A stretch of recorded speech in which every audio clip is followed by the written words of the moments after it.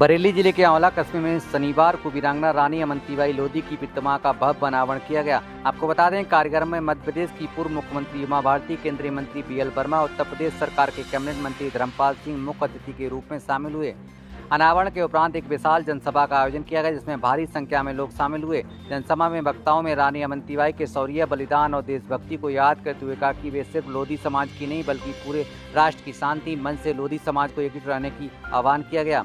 आपको बता दें, पूर्व मुख्यमंत्री उमा भारती ने कहा कि रानी अवंतीबाई देश की धरोहर है। उन्होंने अंग्रेजों के खिलाफ संघर्ष और राष्ट्र के लिए बलिदान दिया। विपक्ष पर हमला बोलती हुए उन्होंने कहा राहुल गांधी को वोट चोर वाले बयान पर प्रतिक्रिया दी और कहा कि कांग्रेस पहले अपने अतीत को देखे, जब यूपी में बूथ कैप्चरिंग और अपराधियों को टिकट देने का चलन था। अखिलेश यादव को उन्होंने कहा कि पार्टी के भीतर शुद्धिकरण की सलाह दी और कहा कि विपक्ष को भी देश हित में जिम्मेदारी समझनी चाहिए। वहीं केंद्रीय मंत्री BL वर्मा ने समाजवादी पार्टी के परिवारवाद की पार्टी करार देते हुए कहा कि सपा केवल यादव परिवार का ही विकास हुआ है। वहीं कांग्रेस पर तंज कसते हुए बोले कि जब से नरेंद्र मोदी प्रधानमंत्री बने हैं, कांग्रेस को ये बात हजम नहीं हो रही है। हार मिलने पर वे EVM को दोष देते हैं। आपको बता दें, कार्यक्रम में रानी अवंतीबाई की वीरता को नमन करते हुए लोगों ने देशभक्ति के नारे और जन्म जयंती किया है। क्या कहना है? पूरे लोधी समाज के यहाँ काफी प्रतिनिधि। अवंतीबाई रानी जो थी वो लोधी समाज की धरोहर नहीं है।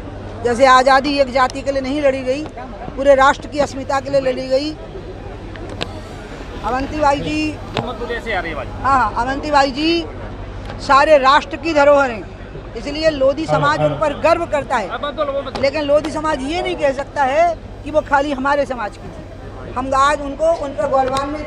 आज एक पत्रकार जी ने सवाल किया है अवंतीबाई जी के लिए, तो मैंने बताया है कि अवंतीबाई जी लोधी समाज के लिए नहीं लड़ी थी बल्कि पूरे देश के लिए लड़ी थी।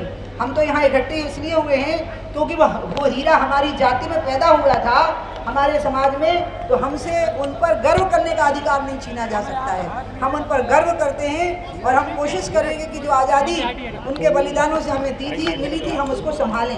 मैं ये कहना चाहता हूँ। आज तमाम लोधी समाज के लोग यहाँ इकट्ठे हुए हैं, क्या कहना है? ये क्या संदेश संकेत है? ये लोधी समाज की ओर से संकेत ये है कि ये समाज हमेशा राष्ट्रवादी रहा है और आगे भी राष्ट्रवादी रहेगा।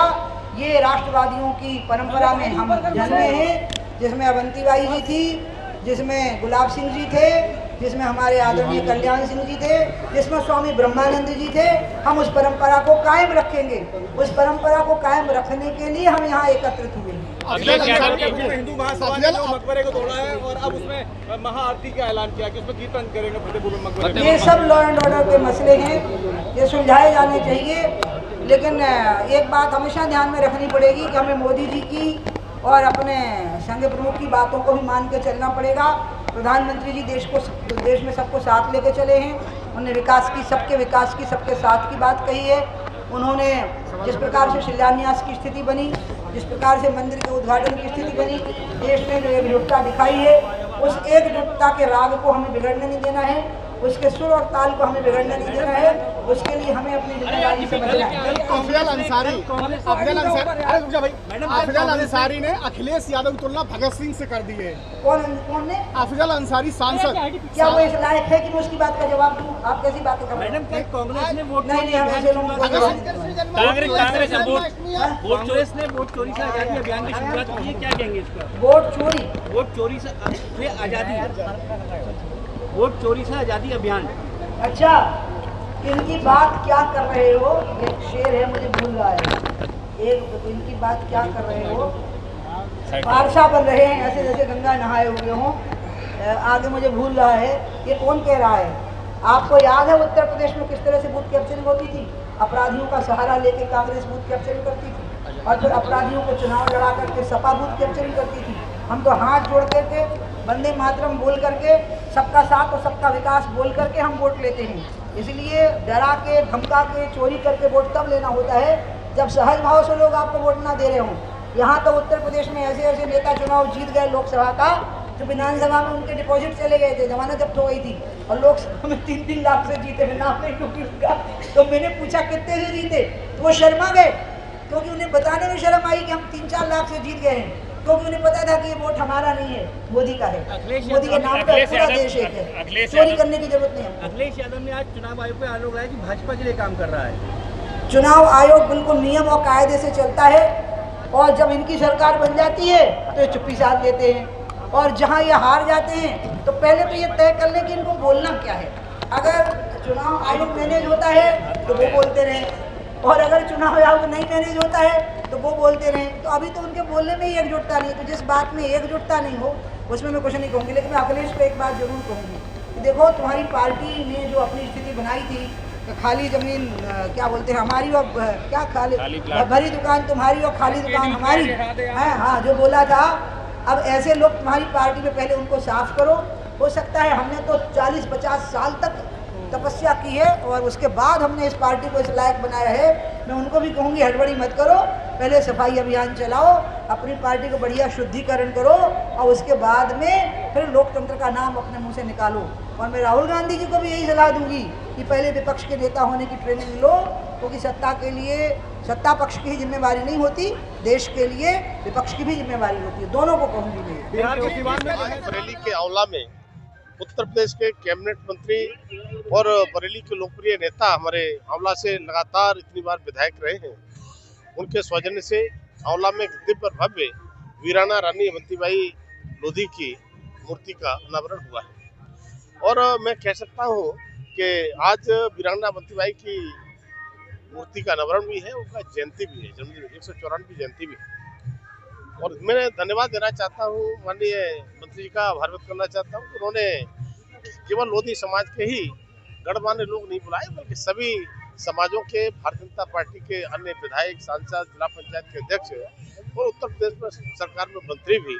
तो ये साबित किया है कि कोई भी वीर वीरांगना या शहीद या महापुरुष एक किसी समाज में जन्म जरूर लेते हैं, लेकिन उनका जो निष्ठा होता है, बलिदान होता है, त्याग होता है, वो समाज को नहीं होता, पूरे देश के लिए होता है, सभी समाज को होता है, वो राष्ट्रीय धरोहर होते हैं। और सभी को बुला करके आपने वीरांगना अवंतीबाई की मूर्ति तो हमारा किया ही है, मैं कह सकता हूँ कि उनके कद को बढ़ाने का काम भी किया है। और अभी कल 15 अगस्त हमने मनाया है और तिरंगे का जुनून अभी तक घटता नहीं है, लेकिन स्वतंत्रता के बाद एक दिन बाद ही वीराना रानी अवंतीबाई का जन्म होना, ये कहीं ना कहीं संयोग है।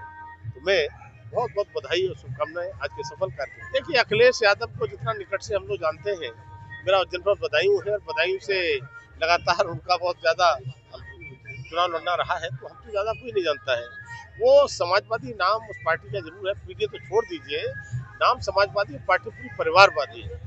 और जिस तरह से परिवार डेवलपमेंट अथॉरिटी के रूप में वीडियो को उन्होंने आगे बढ़ाने का काम किया है, तब मैं कहूँगा कि लोकसभा का चुनाव भी आप देखेंगे तो यादव समाज को भी पीडीए में शामिल नहीं किया उन्होंने, केवल और केवल एक परिवार के लोगों को ही 5 टिकट देकर के उन्होंने सांसद बनने का काम किया है।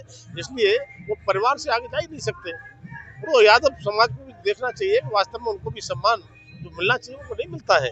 तब मैं कहूँगा ये परिवारवादी पार्टी है, परिवार से आगे सोच नहीं सकती। अब राहुल गांधी या उनकी पार्टी इंडी गठबंधन के लोग जब चुनाव की जीत जाते हैं, ईवीएम ठीक हो जाती है, तब वोट की चोरी नहीं होती है, और जो हार जाते हैं पूरी जनता नकार देती है तो चोरी हो जाती है।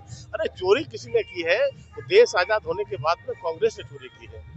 पहली बार जब जवाहरलाल नेहरू प्रधानमंत्री बने तो शायद आपको याद हो, 15 वोट में से 14 वोट सरदार वल्लभ भाई पटेल को पड़े थे, 1 वोट पड़ा था जवाहरलाल नेहरू को, तो 14 वोट के साथ चोरी करके तब प्रधानमंत्री बन गए। वोट की चोरी की है तो आप इमरजेंसी 1975 में चले जाइए, जो जिस तरह से इमरजेंसी लगाने का काम हुआ है। तब मैं कहूँगा कि अपनी कुर्सी को बचाने के लिए जनता की वोट की उन्हें चिंता नहीं है। बहुत सारे संविधान के जो रचयिता थे भीमराव अम्बेडकर साहब, उनके साथ इतना अपमान करने का काम किया, चुनाव हराने से लेकर के। यानी कांग्रेस की इतनी गुस्सा कि अपने रहते रहते उन्होंने कभी अम्बेडकर साहब को भारत रत्न भी देने का काम नहीं किया। इंदिरा गांधी स्वयं भारत रत्न देती हैं, जवाहरलाल नेहरू जी लेते हैं, राजीव गांधी जी लेते हैं, लेकिन डॉक्टर अम्बेडकर साहब को उन्होंने भारत रत्न देने तक से परहेज किया। और भारत रत्न डॉक्टर साहब को कब मिला? जब भाजपा के सहयोग से वीपी सिंह की सरकार बनी, तब जाकर भारत रत्न देने का काम हुआ है। तब मैं कहूँगा ये वोट चोरी करने वाले लोग जो जैसी जिसकी रही भावना जैसी, तीन मुहूर्त देखी स्वामी तैसी, तब मैं कहूँगा ये उनमें से लोग हैं। तो माननीय प्रधानमंत्री मोदी जी, सबका साथ, सबका विकास, सबका विश्वास वो सबका प्रयास सभी के लिए। और इनको पच नहीं रहा है कि कांग्रेस नारा देती रही गरीबी हटाओ, गरीबी हटाओ, लेकिन माननीय प्रधानमंत्री मोदी जी ने आते आते कहा कि मेरी सरकार गरीबों को समर्पित, और जिस तरह से इन 10-11 सालों में 25 करोड़ से ज़्यादा ऊपर ऐसे लोग जो गरीबी के दलदल में फंसे थे, उन गरीबी के दलदल से बाहर निकालने का काम किया है। आज सभी समाजों के ऊपर सम्मान हो रहा है, तो ये पचा नहीं पा रहे हैं, लेकिन देश की जनता है कि सब जानती है और देखती है। Thank you.